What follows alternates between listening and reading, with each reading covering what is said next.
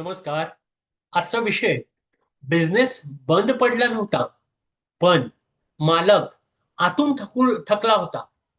रात्रीचे 11 वाजून 40 मिनिटं झाले होते.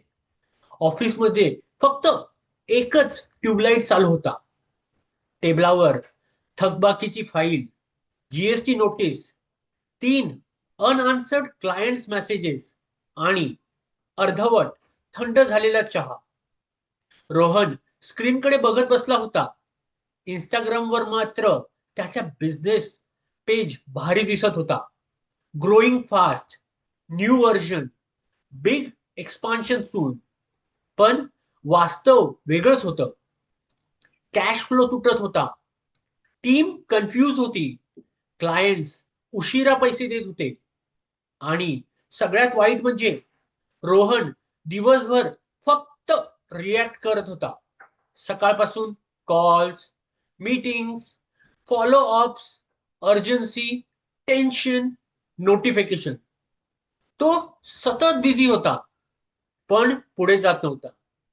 आणि ही गोष्ट त्याला त्या रात्री पहिल्यांदा जाणवली. फोन पुन्हा व्हायब्रेट झाला. एका क्लायंटचा message, need to discuss pricing issue urgently.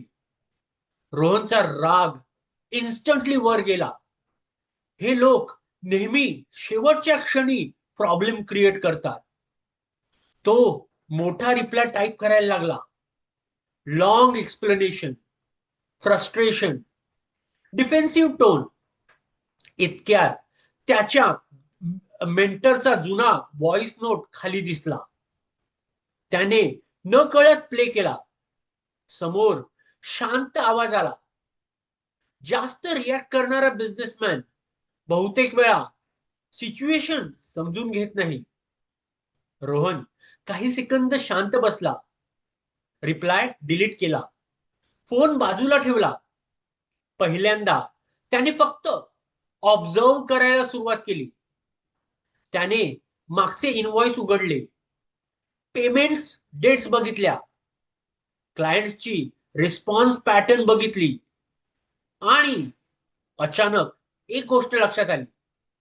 Problem pricing नव्हतीच. त्या क्लायंटचाच कॅश फ्लो तुटला होता. त्यामुळे तो निगोशिएशन करत होता. पहिल्यांदाच रोहनला समजलं, बिझनेसमध्ये प्रत्येक लाऊड कन्व्हर्सेशन मागे खरं कारण वेगळंच असतं. काही लोक रागावलेले नसतात, घाबरलेले असतात. काही क्लायंट्स निगोशिएशन करत नाहीत, सर्व्हाइव्ह करायचा प्रयत्न करत असतात. काही एम्प्लॉईज लेझी नसतात, मेंटली एक्झॉस्टेड असतात. आणि काही बिझनेस ओनर्स, ते खरं तर बिझनेसमुळे हरत नाहीत, ते सततच्या रिॲक्शनमुळे हरतात. दुसऱ्या दिवशी सकाळी रोहनने एक नवीन नियम लिहिला. इन्स्टंट रिप्लाय नाही.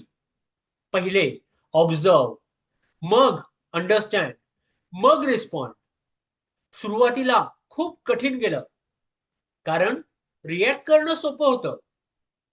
ऑब्झर्व करणं अनकम्फर्टेबल असतं. सायलेन्स अनकम्फर्टेबल असतं. पण हळूहळू काही बदलायला लागलं. त्याने कमी बोलायला सुरुवात केली, जास्त ऐकायला सुरुवात केली, पॅटर्न नोटीस करायला सुरुवात केली. मीटिंग मध्ये तो आधी सारखा इम्प्रेस करण्याचा प्रयत्न करत नव्हता. तो फक्त ऑब्झर्व करत होता. कोण खूप एक्सप्लेन करतय, कोण नर्वस आहे, कोण ब्लेम शिफ्ट करतय, कोण शांत आहे पण कॅपेबल आहे. आणि तिथेच त्याचा बिझनेस बदलायला लागला. रेव्हेन्यू अचानक वाढला म्हणून नाही, पण डिसिशन क्वालिटी बदलली म्हणून. आजही रोहन प्रेशरमध्ये येतो. प्रॉब्लेम येतात. क्लायंट्स डिले करतात.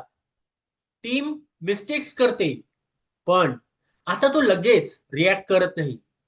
कारण त्याला एक गोष्ट समजली आहे. बिझनेसमध्ये सगळ्यात एक्सपेन्सिव्ह मिस्टेक म्हणजे सिच्युएशन पूर्ण समजण्याआधी रिॲक्शन देणं.